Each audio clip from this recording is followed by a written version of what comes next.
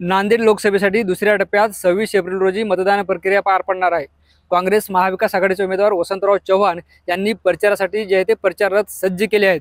आपण जर या ठिकाणी बघितलं तर याच प्रचार रथाच्या माध्यमातून संपूर्ण लोकसभा मतदारसंघात काँग्रेसची ध्येय धोरण आणि काँग्रेसचा प्रचार केला जाणार आहे। या काही जे आहे ते प्रचार रथावर डिजिटल LED वॉल लावण्यात आले आहेत।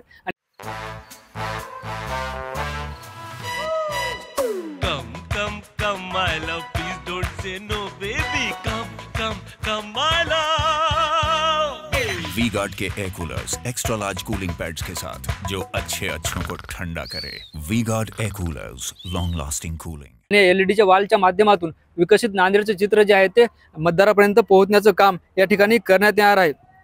त्याचबरोबर जे आहे ते उमेदवाराचा चेहरा, नाव, निशाणी हे या ठिकाणी मतदाराच्या माध्यमातून पोहोचण्यात येणार आहे।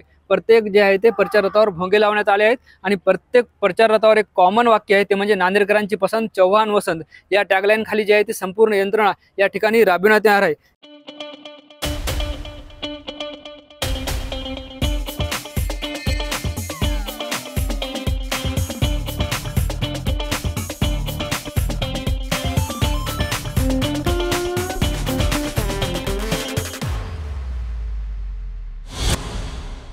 एकंदरीत जे आहे ते या डिजिटल प्रचार यंत्रणेच्या माध्यमातून काँग्रेस आता किती लोकांपर्यंत पोहोचतं हेही पाहणं महत्त्वाचं ठरणार आहे। एकंदरीत जे आहे ती सर्व प्रचार यंत्रणा वसंतराव चव्हाण यांच्या प्रचारासाठी सज्ज झालेलं आपल्याला पाहायला मिळतं आणि याच प्रचार यंत्रणेकडे किती प्रमाणात मतदार आकर्षित होतात हे मात्र निवडणूक निकालानंतरच आपल्याला प्रत्यक्षरित्या जे आहे ते पाहायला मिळणार आहे। ज्ञानेश्वर लोंढे, TV9 मराठी, नांदेड।